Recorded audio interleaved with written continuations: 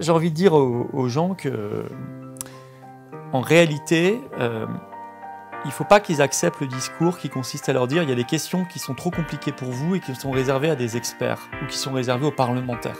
Il n'y a aucune question qui vous échappe normalement en démocratie. Dès que quelqu'un en face vous dit c'est trop compliqué pour vous, c'est trop compliqué, c'est trop technique, c'est qu'il est en train de vous entourlouper. Parce que croyons pas, j'ai été, vous l'avez rappelé, député européen, croyons pas que les parlementaires, eux, ont la science infuse, que eux, ils connaissent parfaitement les articles, ils sont capables de les décoder. Non, pas plus que les citoyens. Et c'est même bien pire parce qu'eux sont sous pression des lobbies, ce qui est moins le cas des citoyens dans la vraie vie.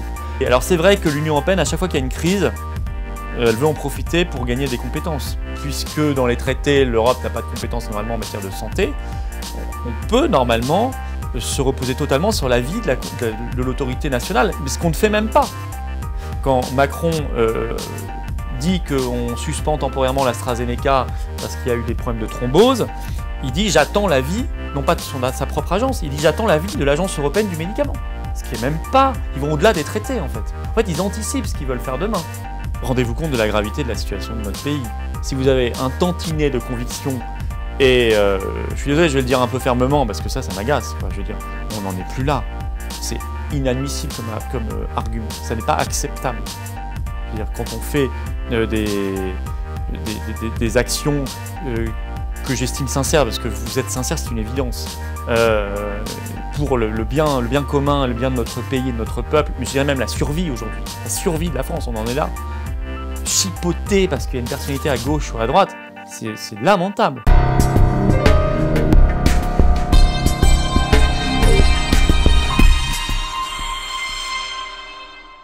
Bonsoir Florian Philippot. Bonsoir. Nous sommes ravis de vous accueillir dans notre studio pour la pétition référendum-ue.org.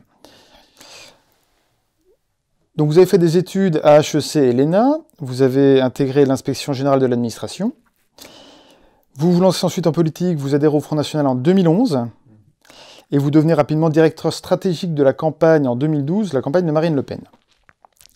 La même année, vous êtes nommé vice-président du Front National, chargé de la stratégie et de la communication.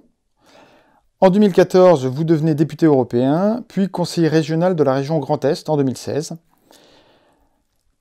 En 2017, après la campagne présidentielle, vous quittez finalement le Front National et vous fondez dans la foulée le mouvement Les Patriotes.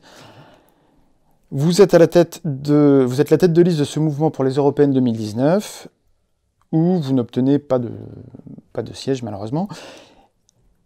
Et dans l'intervalle, vous avez publié en 2018 Frexit, UE, en sortir pour s'en sortir. Et récemment, en 2020, Covid-19, l'oligarchie démasquée, et sa suite qui vient de paraître, Covid-19, la grande bascule. C'est bien ça. Donc vous êtes l'un des premiers soutiens de la pétition UE exigeant un référendum. Pouvez-vous nous exposer les raisons pour lesquelles vous l'avez signée ? Pour deux raisons, pour le fond et pour la démarche. Pour le fond, parce qu'il faut absolument, moi je suis un militant du Frexit comme vous, c'est la condition même du débat public en fait, la souveraineté nationale, sinon on parle dans le vide, et on le voit bien, et on parle dans le vide depuis 30 ans en France, à chaque élection. Donc c'est d'abord pour la cause, je suis un militant de la cause, et donc tout ce qui va dans ce sens-là, je le soutiens. Et deuxièmement, parce que j'aime bien votre démarche, d'aller voir tous les acteurs du Frexit ou aux frontières du Frexit, enfin tous ceux qui en tout cas critiquent fortement l'Union européenne et qui sont très ouverts en tout cas à l'idée qu'il puisse y avoir, qu'on puisse demander au peuple français son avis sur la question. Donc je voulais aussi valoriser cette démarche qui est une démarche de rassemblement, qui est une démarche intelligente, qui est une démarche pragmatique. Et donc pour ces deux raisons, j'ai signé bien volontiers cette pétition, et j'appelle tout le monde à le faire d'ailleurs. Et aujourd'hui, nous ne sommes pas au pouvoir, ça ne nous a pas échappé. La seule manière pour obtenir ce Frexit, c'est ce référendum. Voilà, donc toutes les raisons sont là, et il faut soutenir cette démarche, il faut signer, il faut relayer, il faut partager, il faut faire monter le débat. Je crois que les pétitions, elles servent à ça aussi. Les pétitions, elles servent à informer, à réinformer, à faire monter le débat, à faire monter le niveau d'information de la population. Alors, on se souvient que vous aviez milité en faveur du non au référendum de 2005 sur le traité constitutionnel européen. Quels souvenirs avez-vous de cette année-là, les souvenirs à titre personnel et les souvenirs en tant que militant pour le non? Ah, j'ai un superbe souvenir de cette campagne. Vraiment, alors moi, j'étais dans aucun parti politique. J'étais en troisième année d'HEC sur le campus à ce moment-là, donc à jouer en Josas. Mais j'ai fait vraiment à fond la campagne. Et c'était une magnifique campagne. Je me souviens d'énormément de citoyens qui d'eux-mêmes se mettaient à défendre le non, hors des partis, et la nuit, notamment dans Paris, puisque chacun collait ses petites affiches, etc. Ça grouillait de petites équipes partout dans les rues qui collaient les affiches pour le non avec leurs arguments. Voilà, moi j'imprimais sur des feuilles A4. J'avais créé un blog, 7 fois c'est non, sur Overblog à l'époque, une plateforme qui avait très vite bien fonctionné, qui avait d'ailleurs été repéré par une émission de France 2, et ça avait été l'occasion de ma première télé, puisque j'avais été invité pour un petit débat 4 minutes sur un 13h de France 2. J'étais présenté comme un jeune blogueur du non face à un jeune blogueur du oui. Voilà. Et c'était amusant. Et puis, j'avais mis des tracts à disposition, et je me souviens d'un jour, je sortais d'un métro à Paris, et on m'avait distribué mon propre tract. Je m'étais dit, tiens, j'avais pas fait ça pour rien, puisque des gens l'imprimaient, ça circulait. J'avais fait 10 raisons pour voter non, en fait. Hein. Voilà. Et puis, je faisais tous les meetings possibles. Alors, j'ai dû aller à des meetings à l'époque du non de gauche. Je me souviens qu'il y avait Mélenchon, Marie-Georges Buffet, Emmanueli, Fabius, etc. Toutes les figures du non de gauche. Et puis, je faisais aussi des meetings. J'avais fait des meetings de De Villiers, je crois. Donc, vraiment, moi, tout ce qui pouvait faire progresser le non, je prenais, j'y allais. Voilà, je suivais ça. En même temps, je sortais d'un stage que j'avais fait dans le cadre d'HEC à la Sofres au service politique quelques mois avant, où je m'étais fait beaucoup d'amis, et donc je faisais un tour régulièrement au siège de la Sofres où j'ai essayé de voir un peu ce qui se passait. Et d'ailleurs, j'ai passé le 29 mai, le soir de la campagne, dans le bunker de la Sofres face aux ordinateurs, et donc je crois que j'étais une des premières personnes de France, parce qu'on appelait ensuite l'Élysée pour donner les résultats, à voir arriver le non à partir des bureaux tests gagnants. Voilà, j'ai un souvenir magnifique de cette campagne, une vraie campagne politique, vraiment, comme on n'en a plus beaucoup malheureusement depuis. Hein. Un débat incroyable, le oui devait gagner. 3 mois avant, il était à 65% dans les sondages. Et il y a eu un débat, et il y a eu un éveil des gens, les gens sont allés voter à 70%, une grosse participation, et le non a gagné. Et c'était vraiment un non contre toutes les forces de propagande. Quoi. On avait tous les médias contre nous, je m'en souviens très bien, hein, tous les éditorialistes le matin, sur toutes les radios. On avait les appels des grands sportifs, l'équipe qui avait fait une pour le oui, on avait le showbiz, on avait les grands patrons, on avait la campagne de la peur. Moi, je me souviens que sur HEC, on avait reçu, enfin, c'est pas moi qui l'avais reçu, mais j'avais assisté à sa conférence, Valéry Giscard d'Estaing, qui était venu faire une conférence 3 semaines avant, en disant ceux qui votent non sont des petits hérissons peureux, qui craignent le monde extérieur. Enfin, il avait presque insulté, en fait, les électeurs, quoi. C'était... Bon, on n'est pas surpris, on a la même chose encore aujourd'hui, hein, ça n'a pas changé, hein, la propagande est toujours la même. Mais on avait su résister à ça, et les citoyens avaient gagné. C'était vraiment, moi j'ai un souvenir mais vraiment merveilleux de cette campagne-là. Donc, qu'est-ce que vous voudriez dire aux gens et aux citoyens pour justement qu'on revive cette ambiance-là et qu'on recrée un temps politique similaire pour justement cette fois un référendum sur la question de notre appartenance à l'Union européenne? Bah, j'ai envie de dire aux gens que, en réalité, il ne faut pas qu'ils acceptent le discours qui consiste à leur dire il y a des questions qui sont trop compliquées pour vous et qui sont réservées à des experts ou qui sont réservées aux parlementaires. C'est ce qui était dit en tout début de campagne. C'est un texte compliqué, c'est vrai que c'était un pavé, je crois, de 477 pages, c'est un truc monstrueux. Et donc, on ne peut pas, je crois que certains ont développé cette thèse à l'époque, Attali, etc. On ne peut pas faire un référendum là-dessus parce que c'est trop compliqué. Non. En fait, il faut toujours tirer de textes comme ça la substantifique moelle politique. Et là, la question, comme le traité de Maastricht en 92, qui était aussi un texte très compliqué, très technocratique, la question, elle était éminemment politique. C'était, est-ce que vous voulez que la France soit un pays souverain ou pas? C'était ça la question de fond, je veux dire, au bout d'un moment. Et ça, n'importe quel citoyen français est capable de répondre à ça parce que ça va toucher à sa qualité de citoyen, sa qualité de français, sa qualité de pères de famille, de travailleurs, d'étudiants, de retraités, à son expérience de vie. Et il a toutes les armes pour répondre à cette question-là, parce que ces armes, c'est son cœur, son cerveau et ses tripes. C'est ça que j'ai envie d'expliquer aux citoyens français. Il n'y a aucune question qui vous échappe normalement en démocratie. Dès que quelqu'un en face vous dit c'est trop compliqué pour vous, c'est trop compliqué, c'est trop technique, c'est qu'il est en train de vous entourlouper. Parce que croyons pas, j'ai été, vous l'avez rappelé, député européen, croyons pas que les parlementaires, eux, ont la science infuse, que eux, ils connaissent parfaitement les articles, ils sont capables de les décoder. Non, pas plus que les citoyens. Et c'est même bien pire, parce qu'eux sont sous pression des lobbies, ce qui est moins le cas des citoyens dans la vraie vie. Donc, remettons de la politique là où elle doit être, et chacun doit pouvoir s'emparer des débats. Il n'y a aucun débat qui est interdit à personne. Voilà, c'est ça que j'ai envie de dire aux gens. Et une fois qu'on a pigé ça, alors on s'engage à fond dans le débat public. On a envie de le dévorer, on a envie de s'en emparer, on a envie de reprendre notre dû, c'est-à-dire ces débats-là nous appartiennent. Voilà. C'est pour ça qu'il y a une soif. On a retrouvé ça un peu dans le mouvement des Gilets jaunes. Le début des Gilets jaunes, on a retrouvé un peu cette ambiance sur les ronds-points et dans les manifs.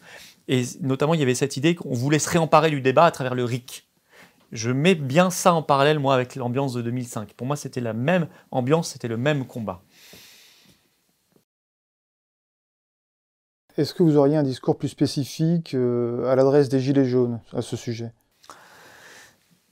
Je pense que c'est une pétition que vous avez lancée, qui est une pétition très esprit gilet jaune originelle, on va dire. Dans le sens gilet jaune qui a esprit 17 novembre 2018, les premiers ronds-points, les premiers mois. Après, il y a 1000 débats sur les gilets jaunes parce que ça a été à moitié récupéré par certains groupuscules proches de la France Insoumise, etc. Ça a été un peu...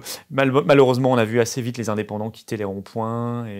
Et puis, on a vu aussi la police être sous ordre, hein, être extrêmement dure, avec des yeux crevés, des mains arrachées, donc des gens ne plus venir parce qu'ils avaient peur physiquement. Donc, mais moi, je pense à l'esprit de ce qui a éclaté sur tous les ronds-points, un peu la surprise générale en novembre 2018. Voilà, il y a beaucoup de Français, au-delà des gens qui y étaient et qui avaient un gilet jaune sur le dos, il y avait 70% de soutien dans la population française. Je m'adresse vraiment à eux en disant, en réalité, ce que vous devez bien comprendre, vous avez une soif de politique, vous avez une soif de débat, vous avez une soif de changement, vous avez une soif de démocratie directe, mais ce qui vous bloque, c'est que nous sommes dans l'Union européenne. Ce qui bloque tout ça, ce qui fait que ça ne peut pas fonctionner, c'est que de toute façon, nous avons à la tête du pays des gens qui appliquent une politique qui est décidée ailleurs. C'est que de toute façon, tous les 5 ans, il y a un théâtre qui s'appelle la campagne électorale, présidentielle, législative, qui ne peut pas être sincère et être un vrai débat parce que le pouvoir est ailleurs. Voilà. Et une fois qu'on a compris ça, on comprend qu'il faut quitter l'Union européenne d'abord, et on comprend qu'ensuite ça permet un nouveau débat, ça permet de nouveau de nous engueuler entre personnes qui pensent des choses différentes, mais cette fois de manière féconde, ça sert à quelque chose, parce qu'on pourra vraiment ensuite décider quelque chose. Alors passons au bilan de l'Union européenne, puisque la référendum-ue.org a aussi pour objectif de dresser ce bilan, ce qui est rarement fait. La contribution nette de la France à l'UE, à l'Union européenne, augmente cette année de 5 milliards, donc elle va être portée à 29 milliards, alors que même nous connaissons déjà une récession économique générale et une crise sanitaire phénoménale. La France est déjà fracturée de toutes parts. Quel scénario entrevoyez-vous pour la France et les Français dans ce contexte, et aussi pour l'Union européenne ? C'est-à-dire, ce que vous abordez là sur la question financière, ça c'est le non-dit total. C'est-à-dire qu'on nous vend en permanence, moi je sais, je suis élu régional, en permanence on nous dit les fonds européens pour la région, pour les projets, pour les lycées, alors on nous colle le drapeau européen, le torchon là, le truc bleu avec les étoiles, on nous le colle partout parce que c'est obligatoire, dès qu'il y a un centime qui vient de l'Union européenne, il faut mettre le drapeau, mais on n'explique jamais aux gens que c'est notre argent, et qu'on en donne beaucoup plus que ce qu'on en reçoit en retour. Et ça va être encore pire avec le plan de relance Covid, puisque non seulement on va recevoir beaucoup moins que ce qu'on met, mais en plus ce qu'on va recevoir est conditionné à l'application de certaines réformes structurelles, comme la réforme des retraites. Bon, tout ça c'est le non-dit. À part quelques forces souverainistes pour le dire dans le débat public, il n'y a personne qui le dit jamais. Et c'est hallucinant. Donc il y a plein de Français, y compris d'ailleurs des agriculteurs, qui pensent encore aujourd'hui que l'Europe nous donne de l'argent, et qu'on ne l'aurait pas si on n'était pas dans l'Union européenne. Bon. Deuxièmement, malgré tout, vous avez raison de faire le bilan de l'Union européenne parce que ça n'est effectivement jamais fait. Il est déplorable, il est catastrophique en tout point. Enfin, c'est d'abord un écrasement de notre démocratie, ce qui n'est pas rien. C'est un résultat industriel, économique et social lamentable. C'est un résultat en termes de comptes publics épouvantable, notamment pour cette raison-là. C'est un résultat sécuritaire en matière migratoire, en matière même écologique. Quand on signe des traités de libre-échange en permanence avec le monde entier, on ne fait pas du bien à la planète. Hein. C'est un bilan agricole épouvantable. Enfin, les agriculteurs sont en train de manifester contre la PAC, ils ont bien raison. C'est les délocalisations. Enfin, je crois que le bilan, il est accablant. Je ne vois pas une chose positive. Pas une chose positive. Donc, je ne fais même pas le bilan de l'euro, hein, qui se surajoute à ce scénario catastrophique. Bon. Après, moi, je vois un point positif quand même dans cette crise actuelle. Je pense que la crise Covid a fait beaucoup de mal à l'Union européenne dans l'opinion publique. Je pense que beaucoup de Français, notamment, mais pas seulement, d'Italiens aussi et d'autres, ont pris conscience que d'abord, en période de crise, ce qui compte, c'est la nation. Le lieu de la solidarité, c'est la nation. D'abord, on en a besoin. Et deuxièmement, l'Union européenne a été tellement lamentable et démasquée un peu dans cette crise Covid depuis le début, que je crois qu'il y a des gens qui ont ouvert les yeux, et je crois que le Frexit a progressé. Elle nous a demandé de laisser ouvertes nos frontières au début avec la Chine quand il fallait les fermer. Il y a ce plan de relance européen qui est en train de s'enliser, de s'ensabler, et dont tout le monde est en train de comprendre qu'il va nous coûter cher, à tous les sens du terme. On voit ces conflits d'intérêts, l'histoire du Remdesivir, on voit sa nullité sur les vaccins, etc. Donc en fait, allez, il y a un point positif dans cette crise, je crois que c'est que l'Union européenne elle a laissé tomber le masque. Au moment où tout le monde a dû mettre un masque, elle l'a laissé tomber, et on a vu quand même sa nullité, son incompétence et sa perversité. Et probablement sa corruption. Alors, justement, sur la question plus précise de la crise sanitaire, dans une précédente conférence, vous évoquez la volonté de l'UE de faire une Europe de la santé. Là, ils veulent faire l'Europe de la santé. Hein. Moi, alors, si on veut l'Europe des lobbies pharmaceutiques et en même temps l'Europe de l'austérité, il faut faire l'Europe de la santé. Hein. Donc ça, il faut vraiment se battre contre ça. Et d'ailleurs, je crois que Clément Beaune récemment également a appelé ça de ses voeux. Charles-Henri Gallois, qu'on a déjà reçu ici précédemment, a affirmé que l'Europe de la santé existe déjà et qu'en fait c'est simplement la destruction de l'hôpital public. Il y a la volonté de dire que l'Union européenne va préempter maintenant le domaine de la santé, de faire une fameuse Union européenne de la santé. Mais moi je dis que l'Union européenne de la santé, elle existe déjà et ça s'appelle la destruction de l'hôpital public. Donc quel est votre avis sur cette question-là et quelle est votre perception actuelle de l'Union européenne, en particulier dans la gestion de la crise sanitaire ? Bon, alors, je ne vais pas redire tout ce que je viens de dire, mais alors sur l'Europe de la santé, Charles-Henri Gallois a parfaitement raison. Ça existe déjà et c'est effectivement les demandes répétées de fermeture de lits, d'austérité, de déremboursement de médicaments. Je crois qu'il y avait un député européen qui avait calculé en début de crise, en début de confinement, en mars 2020, que sur les 10 dernières années, à 63 reprises, la Commission européenne avait demandé aux États de baisser leurs dépenses de santé. Bon, tout est dit. Alors, c'est non seulement ça d'un côté, et de l'autre côté, c'est la collusion avec l'industrie pharmaceutique. Je crois qu'on l'a bien vu à travers cette autorisation de mise sur le marché accordée à la surprise générale et extrêmement vite, dès fin juin 2020, Remdesivir de Gilead. Puis ensuite, l'achat pour 1 milliard d'euros de Remdesivir au moment où l'OMS dit déjà que ça ne sert à rien, voire que c'est dangereux, voire mutagène. Bon. Voilà, donc ça, je pense que c'est les deux piliers. Alors, c'est vrai que l'Union européenne, à chaque fois qu'il y a une crise, elle veut en profiter pour gagner des compétences. Et là, par exemple, c'est très visible sur la santé. En réalité, on a l'impression aujourd'hui que c'est l'Agence européenne du médicament qui fait la loi, alors qu'en fait, on pourrait très bien... on a des autorités nationales. On a l'ANSM en France, etc. Et en fait, puisque dans les traités, l'Europe n'a pas de compétences normalement en matière de santé, on peut normalement se reposer totalement sur l'avis de l'autorité nationale, mais ce qu'on ne fait même pas. Quand Macron dit qu'on suspend temporairement l'AstraZeneca parce qu'il y a eu des problèmes de thrombose, il dit « j'attends l'avis », non pas de sa propre agence, il dit « j'attends l'avis de l'Agence européenne du médicament ». Ce qui est même pas... Ils vont au-delà des traités, en fait. En fait, ils anticipent ce qu'ils veulent faire demain. Et effectivement, l'AEM a dit c'est bon, donc il a repris dans la minute. Donc voilà, je pense que ils veulent tous les eurocrates, les eurofanatiques, les eurogagas, ils veulent profiter, comme d'habitude, de cette crise pour faire avancer leur cause, c'est-à-dire moins de souveraineté nationale et toujours plus d'Union européenne, alors même qu'on sait que ce que fait l'Union européenne en matière de santé est déjà une catastrophe. Mais comme ça n'est plus comme l'Union européenne, ça n'est pas un projet politique, mais c'est un projet religieux, c'est un projet ultra-idéologique, en réalité, si ça n'a pas fonctionné, et Clément Beaune, que vous citiez, l'a dit explicitement récemment en interview, si ça n'a pas bien fonctionné, c'est parce qu'il n'y a pas encore assez d'Union européenne. Mais ils vous disent ça depuis 30 ans. Ce qu'on disait d'ailleurs à la fin de l'URSS, si ça ne fonctionne pas, c'est parce qu'il n'y a pas encore assez de communisme. Bon, c'est le signe d'une idéologie qui est devenue folle et qui est complètement dans une dérive sectaire religieuse, avec ses grands prêtres, sa doxa, ses dogmes, et ses blasphèmes. Voilà. Et nous, on est en train de blasphémer, là. En fait, l'impression que ça donne, et je pense que les Français en ont sans doute une conscience un peu plus accrue maintenant, c'est que l'Union européenne infantilise complètement le gouvernement français. Et la question qu'on peut se poser, c'est est-ce que cette pétition et obtenir un référendum sur notre appartenance à l'Union européenne ne pourrait pas être un moyen justement d'envoyer un signal très fort à la classe politique et lui faire comprendre qu'elle n'est plus à la hauteur, quoi. Oui, alors bien sûr, elle infantilise, vous dites, le gouvernement français, elle l'humilie, mais il se laisse infantiliser de bonne grâce.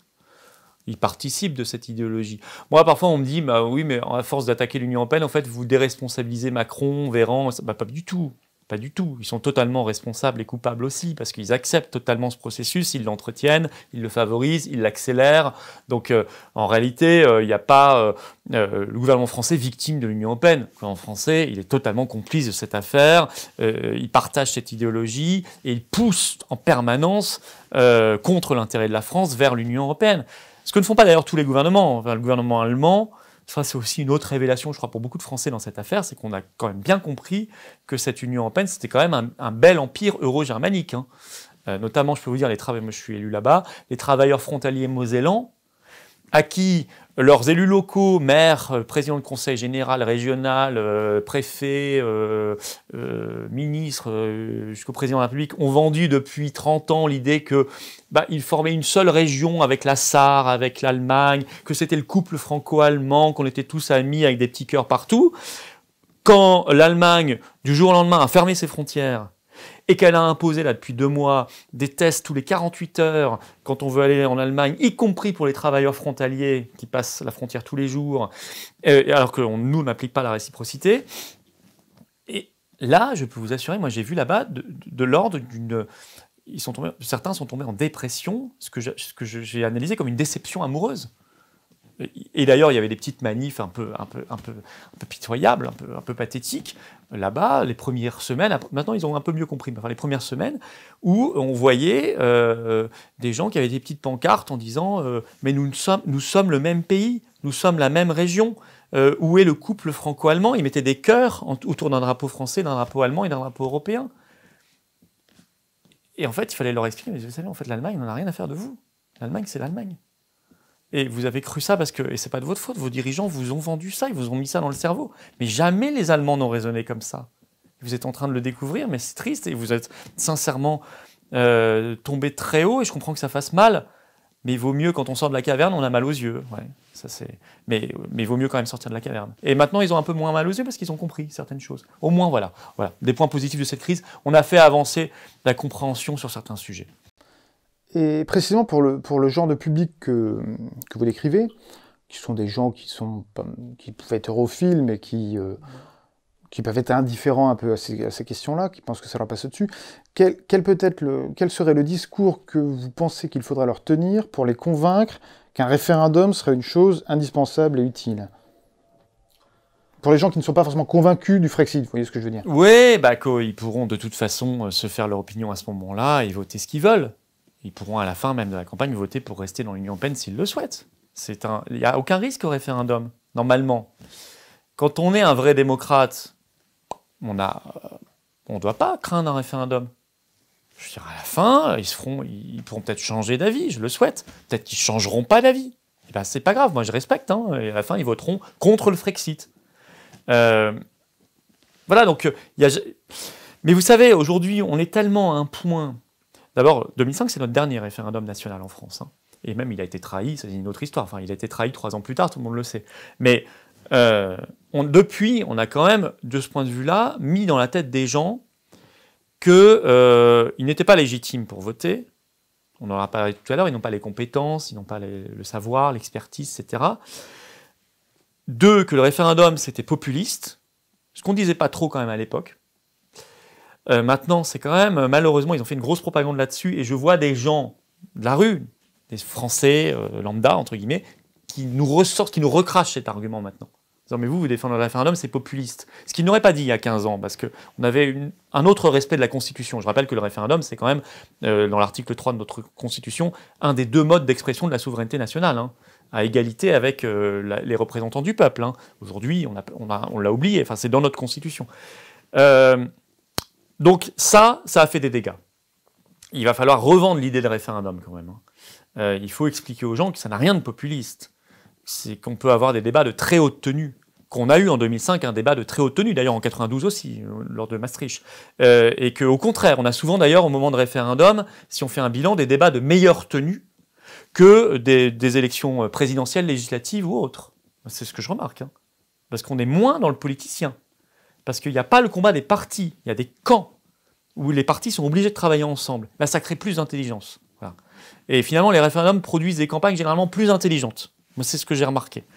Voilà. Donc c'est ça qu'il faut leur dire. Et puis, fondamentalement, leur dire, écoutez, c'est un sujet tellement grave pour vous, vos enfants, que laissez au moins le choix aux gens de décider. Voilà. Je ne sais pas si on peut les convaincre totalement rationnellement. Vous savez, il y en a certains, ils ne sont plus dans le rationnel du tout. Hein. Ils sont dans le religieux pur et vous n'arriverez pas à les convaincre. Mais ce n'est pas grave, il faut essayer de convaincre une majorité. Alors vous avez parlé tout à l'heure de la souveraineté, que c'était la question en fait, fondamentale était la souveraineté. Donc vous avez une sensibilité politique plutôt marquée à droite dans l'opinion publique, notamment en raison de votre défense de la souveraineté, de ce qu'on appelle le souverainisme. Pourtant, paradoxalement, la droite traditionnelle semble avoir complètement abandonné la défense de la souveraineté, et rejette en tout cas le souverainisme. Donc qu'est-ce que ça vous inspire et comment vous l'expliquez ? C'est-à-dire que souveraineté, normalement, ça devrait être ni classé à droite, ni classé à gauche. C'est-à-dire que, vous savez, c'est De Gaulle qui disait la souveraineté, c'est l'autre nom de la démocratie. Sans souveraineté, on peut... Normalement, on ferme la boutique, on s'en va, quoi. On parle de rien quand on n'est pas souverain. Puisque de toute façon, on va faire des promesses en campagne électorale qu'on sait déjà qu'on ne pourra pas tenir, pour beaucoup d'entre elles, parce qu'on n'aura pas les instruments et la souveraineté pour les mettre en place. Ça a donné Sarkozy 2007, ça a donné Hollande sur la finance en 2012. Macron, il n'a pas promis grand-chose d'incompatible, parce qu'il a tout de suite, lui, fait une campagne mondialiste européiste. Donc, à la limite... voilà, donc c'est pas à droite ou à gauche. Alors je crois que je me souviens d'un visuel assez récent, il y a 1 ou 2 ans, ou peut-être pendant la crise des Gilets jaunes, d'LCI, qui avait fait un visuel sur les familles de l'extrême droite, c'est même pas la droite, hein, l'extrême droite, et ils avaient mis à l'intérieur une des grandes familles, c'était les souverainistes. Et ils avaient même mis en sous-branche Chevènement. Chevènement, il se retrouvait dans l'extrême droite. Voilà. Donc on voit la bêtise de tout ça, c'est de la propagande, c'est de la bêtise. C'est un peu des deux d'ailleurs. C'est pas forcément que de la propagande. Hein. Après, il y a de la facilité de penser aussi chez les journalistes, où ils se recopient tous, ils réfléchissent plus, etc. Et ça donne des automatismes idiots. Mais moi, vous savez, jamais un instant de ma vie, je me suis senti de droite ou de gauche. Mais jamais. D'abord, je suis pas né dans cette époque-là. Moi, quand l'URSS est tombé, j'avais 10 ans, donc j'ai pas vécu dans ce monde-là. Et je pense que ça n'est plus l'enjeu du tout aujourd'hui. Alors il peut y avoir des sensibilités personnelles, familiales, de droite ou de gauche, je le sais, je le respecte totalement, et le mieux c'est quand même d'essayer de convaincre tout le monde. Mais je pense qu'aujourd'hui, la gravité de la situation de la France et la complexité du monde font qu'on n'est absolument plus sur un clivage gauche-droite. D'ailleurs, notre pétition réunit des personnalités, alors qu'elles soient politiques ou, disons, intellectuelles ou des économistes, etc., situées à gauche comme situées à droite.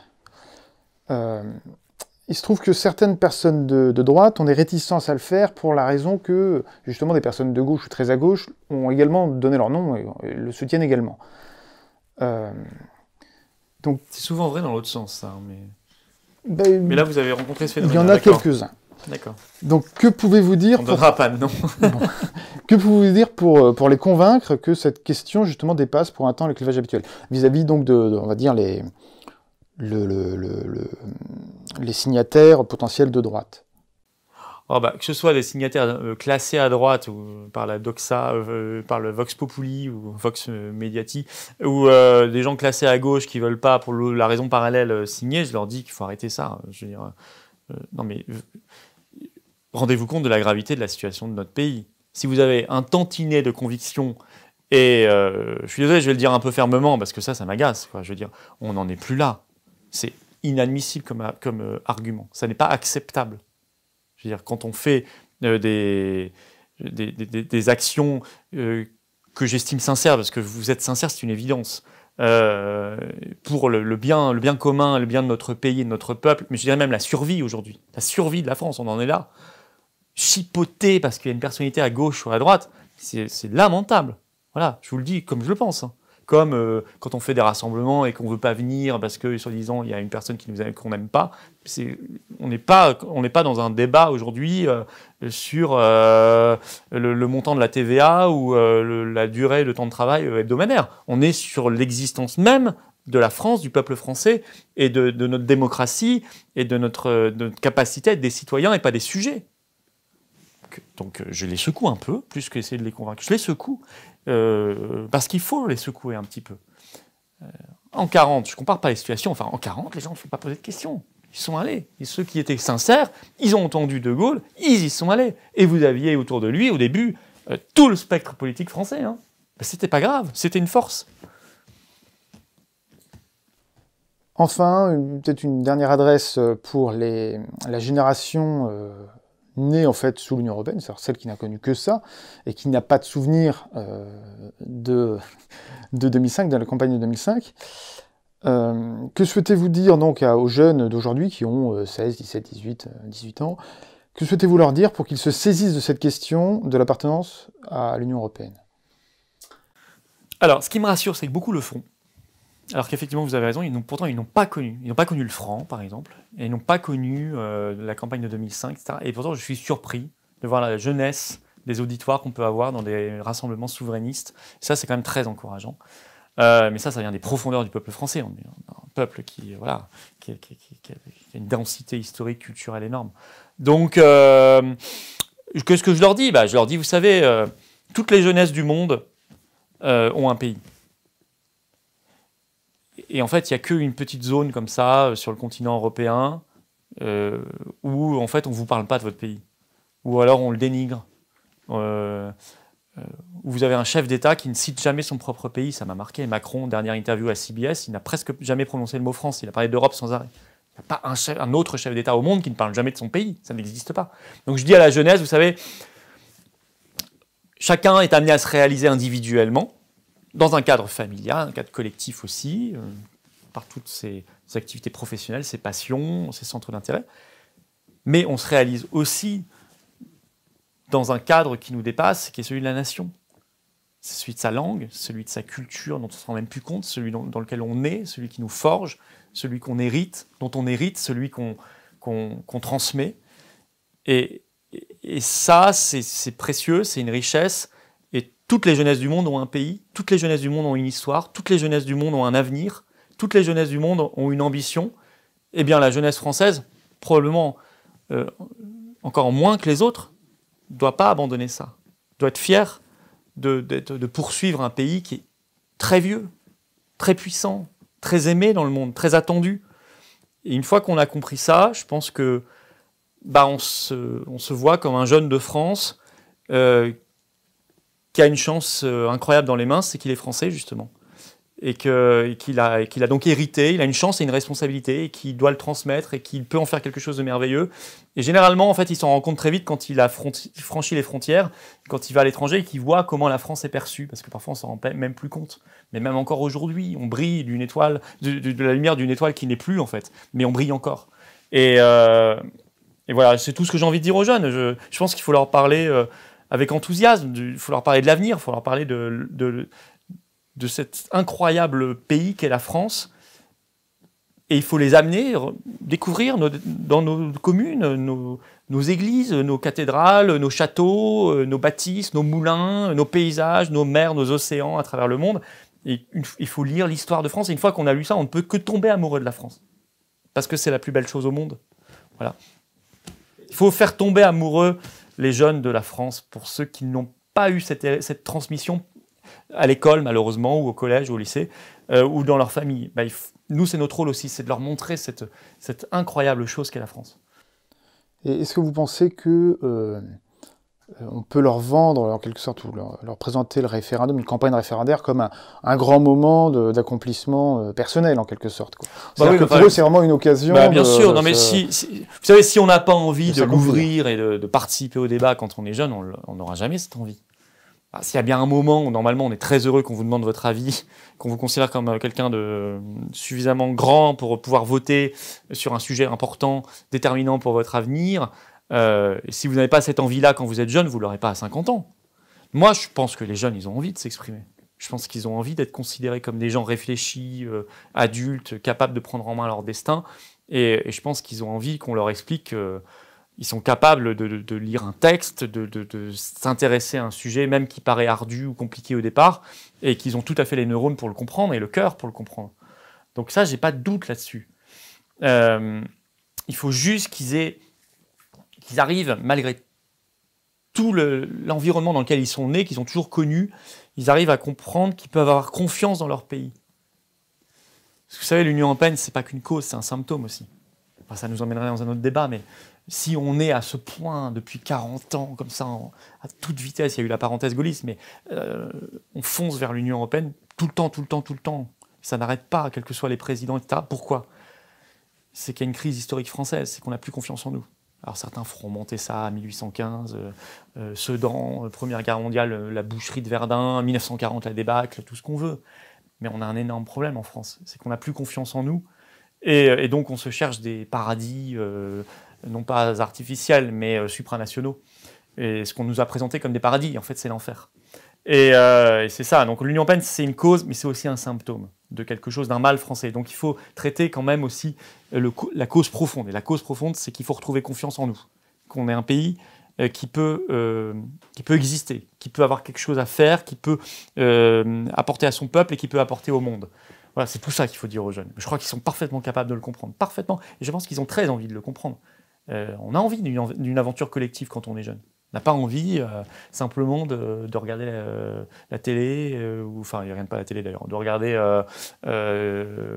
Netflix ou je ne sais quoi. Enfin, on a envie de se dépasser un peu, et la nation, et l'histoire, et son pays, ça permet par plein des aspects, surtout quand on est la France, avec notre densité culturelle, historique, politique, ça permet de nous dépasser. Donc je crois que c'est très enthousiasmant pour les jeunes. Eh bien, merci Florian Philippot. Merci à vous. Répondu. Et signez, partagez, signez, et venez à tous les événements pour la pétition et pour le Frexit.